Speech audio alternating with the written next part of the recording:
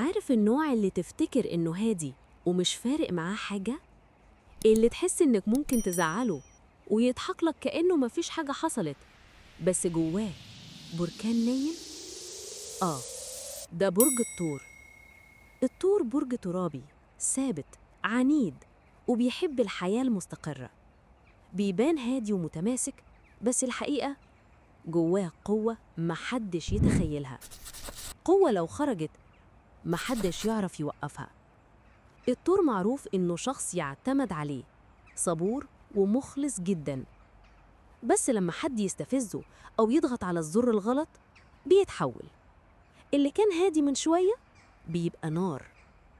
الناس دايماً تشوف في الثور الطيبة والاتزان، بس قليل اللي يشوفه جانبه الخطير، الجانب اللي بيخلي التعامل معاه محتاج حذر.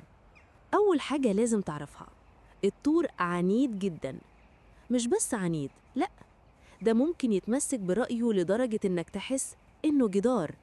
تحاول تقنعه، تناقشه، تشرح له، بس لو هو قرر حاجة خلاص، كأن الدنيا كلها ممكن تتغير إلا هو. عناده مش مجرد كبرياء، لأ، هو نوع من الإصرار.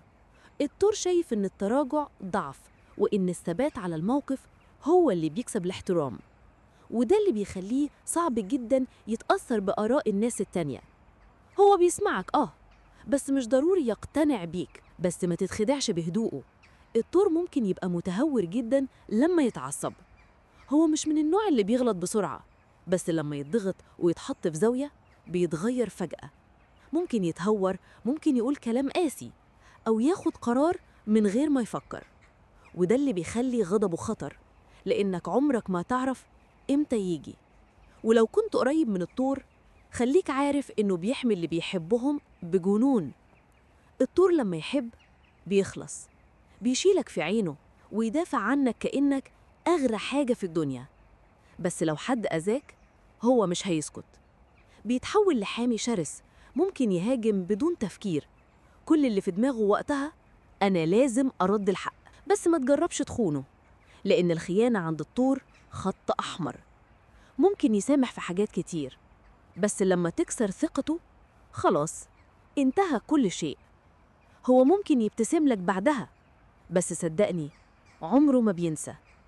الثقة بالنسبة له زي الإزاز، لو اتكسرت حتى لو رجعتها مكانها هتفضل فيها شروخ. الثور كمان ما بيعرفش يسامح بسهولة، مش لأنه قاسي، بس لأنه بيفكر بعمق، وكل وجع بيعيش جواه سنين. تحس إنه عنده ذاكرة ألم، كل حاجة وجعته قبل كده لسه محفورة فيه، وده بيخليه بيفضل شايل الوجع كأنه درع يحمي نفسه بيه من اللي جاي. ولأن الثور بيحب الأمان بيخاف من الفقد، وده اللي بيخليه يمتلك اللي بيحبه. مش بس في الحب، حتى في الصداقة أو الشغل، هو عايز اللي حواليه يفضلوا دايما جنبه. لو حس إن في حد بيبعد أو بيتسحب منه بيتوتر، وبيبدأ يتصرف بشكل ممكن يخنق اللي حواليه، بس جواه هو مش عايز يتحكم، هو بس خايف يخسر. ومن هنا بتظهر الغيرة.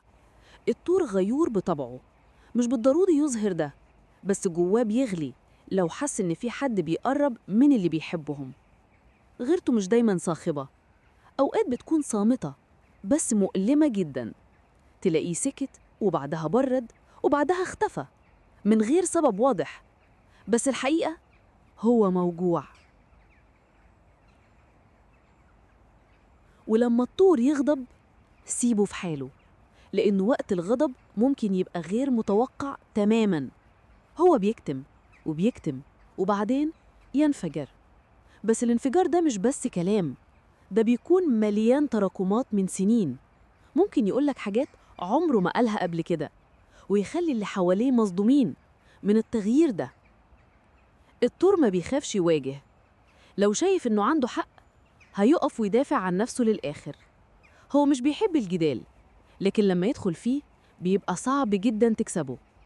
مش بيتراجع ومش بينكسر، وده اللي بيخليه شخص صعب الخصونة، بس كمان قوي جدا وقت الشدة. الثور ما بيبوحش بكل حاجة، هو عنده أسرار وبيخبي مشاعره الحقيقية كويس جدا. ممكن يكون موجوع ومبتسم، زعلان وساكت، بيخطط في صمت، وبيفكر 1000 مرة قبل ما يتكلم. وده اللي بيخليه غامض ومخيف في نفس الوقت، لأنه محدش يعرف هو ناوي على إيه. ولو حد أذاه، الثور ما بينتقمش بسرعة، بس لما يقرر يرد بيرد بدقة، من غير انفعال، بس بقوة محسوبة. هو مش بيدور على الانتقام لمجرد الانتقام، هو بيدور على العدل، ولما يوصله بيرتاح. بس في وسط كل ده، الثور عنده طاقة صمود مش طبيعية. يقع، يقوم، يتكسر، ويصلح نفسه. ما بيستسلمش بسهولة. هو الشخص اللي مهما الدنيا وجعته بيرجع أقوى. وده اللي بيخليه من أخطر وأقوى الأبراج في الزودياك، لأن قوته مش في عضلاته، قوته في تحمله، في صمته، في قدرته إنه يرجع بعد كل مرة وقع فيها. الثور ممكن يبان هادي بسيط وسهل التعامل معاه، بس الحقيقة هو جبل جواه نار وصبر وحب وقوة. ولو قررت تدخل حياته خليك قدها، لأن برج الثور عمره ما بياخد الناس نص نص، يا كل حاجة يا ولا حاجة.